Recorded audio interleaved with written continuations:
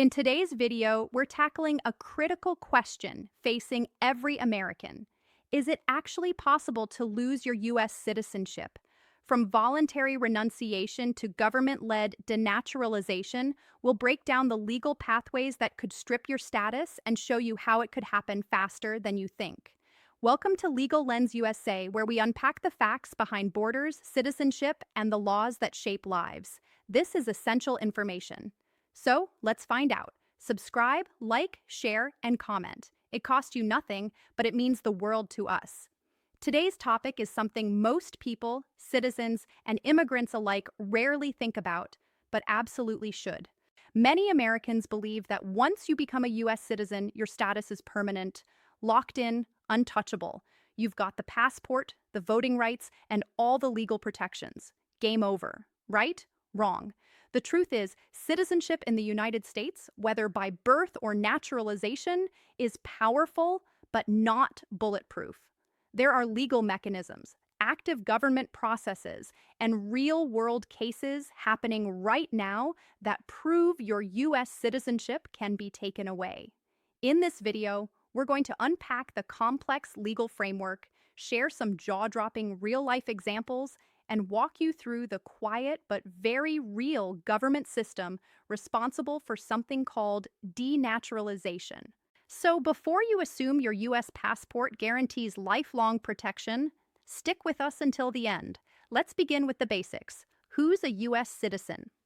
There are two main categories: citizens by birth, people born on U.S. soil, including territories like Puerto Rico, Guam, and the U.S. Virgin Islands, or born abroad, to at least one American parent. Naturalized citizens, those who weren't born Americans, but went through the immigration and naturalization process to earn citizenship. Both groups enjoy full rights under the Constitution. They can vote, hold a U.S. passport, and receive federal benefits. But here's the critical distinction. When it comes to taking citizenship away, the government views these two groups very differently. Natural-born citizens are almost always protected under the 14th Amendment unless their citizenship was obtained through fraud. Naturalized citizens, their status is the result of a legal process, meaning it can be legally reversed if that process was compromised. Let's begin with the easiest way to lose your citizenship: voluntary renunciation. This is a formal process. You can't just post about it on Twitter or send a letter. You must appear in person at a U.S. embassy or consulate in a foreign country. You'll sign an official oath of renunciation, acknowledging that you fully understand the consequences. There's also a hefty fee over $2,000 as of 2025. And perhaps most importantly, it's permanent. Once you renounce, you lose your passport. You lose your right to vote. You lose access to federal benefits like Social Security, and if you want to return to the U.S. in the future, you'll need a visa, just like any other foreign national. So, who actually does this? Thousands of Americans living overseas choose to renounce their citizenship each year. Some do it for tax reasons, especially because the U.S. is one of the few countries that taxes based on citizenship, not just residency. Others renounce for political, personal, or lifestyle reasons, often because they've committed fully to life in another country. But once it's done, there's no going back. Now, let's get to the part that shocks most people. What about those who never wanted to give up their citizenship? Can the U.S. government forcibly strip it away? The answer, yes, absolutely. It's called denaturalization. And while rare compared to voluntary renunciation, it's happening more often than you think. Each year, dozens and sometimes hundreds of cases are opened by the Department of Justice. A naturalization occurs when the government determines that someone never should have been granted U.S. citizenship in the first place. The most common reason? Fraud or misrepresentation during the naturalization process. This could mean failing to disclose a criminal history using a false identity, hiding military or political affiliations, concealing involvement in human rights abuses. And here's the kicker. There's no statute of limitations on this. It doesn't matter if you became a citizen 5 years ago or 25. If the government uncovers fraud later, they can move to revoke your citizenship. Let's look at a few real-world cases that prove this isn't just theory. Example 1, a Bosnian man living quietly in the US had his citizenship stripped after it was revealed he participated in war crimes during the Yugoslav Civil War, something he intentionally failed to disclose during his immigration process. Example 2, a former Nazi concentration camp guard who had lived in the US for decades lost his citizenship and was deported after his past was uncovered. These aren't isolated incidents. They're part of a legal trend that stretches back decades, and fraud isn't the only trigger. Here's another pathway to denaturalization: associations with organizations hostile to the United States. If within 5 years of becoming a citizen, you join a group that advocates for the violent overthrow of the U.S. government, serve in a foreign military that's hostile to the United States, or take a significant position in a foreign government without U.S. approval, these actions can prompt the government to re-examine your naturalization file. Even if you never engaged in violence yourself, your association alone can raise red flags.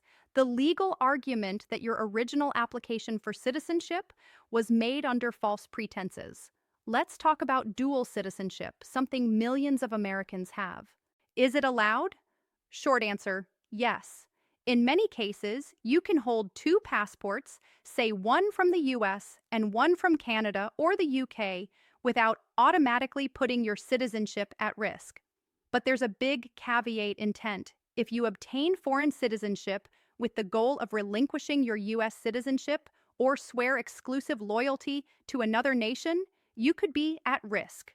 For example, did you take a high-ranking role in a foreign government? Did you take an oath that explicitly rejects allegiance to the U.S.? Did you engage in political activity that undermines U.S. sovereignty?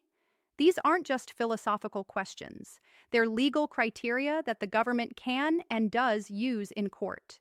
Now let's talk about the most extreme and thankfully rarest scenario: treason or rebellion. If you commit treason against the U.S., engage in armed rebellion, or act as an agent of an enemy government, you could face citizenship revocation on top of criminal charges. These cases are exceedingly rare, but the laws are on the books and have been used. Loss of citizenship in these cases isn't just symbolic. It's a full legal process that follows conviction in federal court with appeals and intense judicial review. Here's something most Americans don't know. The Department of Justice actually maintains an entire denaturalization section within its civil division. They work closely with Homeland Security and IC, using everything from biometric databases to AI algorithms to audit immigration records and identify fraud, even in cases decades old. If something suspicious is found, a formal case is filed in federal court. You have the right to a lawyer. You can present evidence, but if the government proves its case, you lose your citizenship. You lose your passport. You lose your right to vote.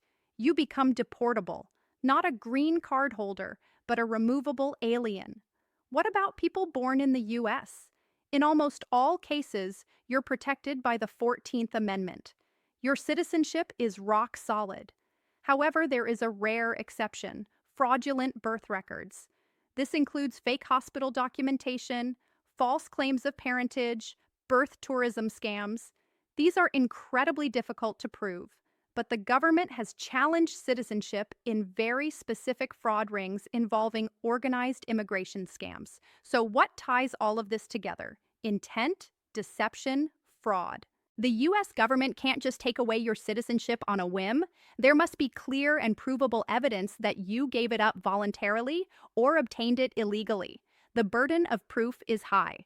But once the government clears that bar, the results are final and irreversible. So here's the bottom line. U.S. citizenship is one of the most powerful legal statuses in the world. It comes with rights, protections, and privileges that millions dream of. But it also comes with responsibilities and, yes, vulnerabilities. If you're a citizen, naturalized or born here, know your rights, but also know the law. Because when it comes to citizenship, what you don't know can cost you everything.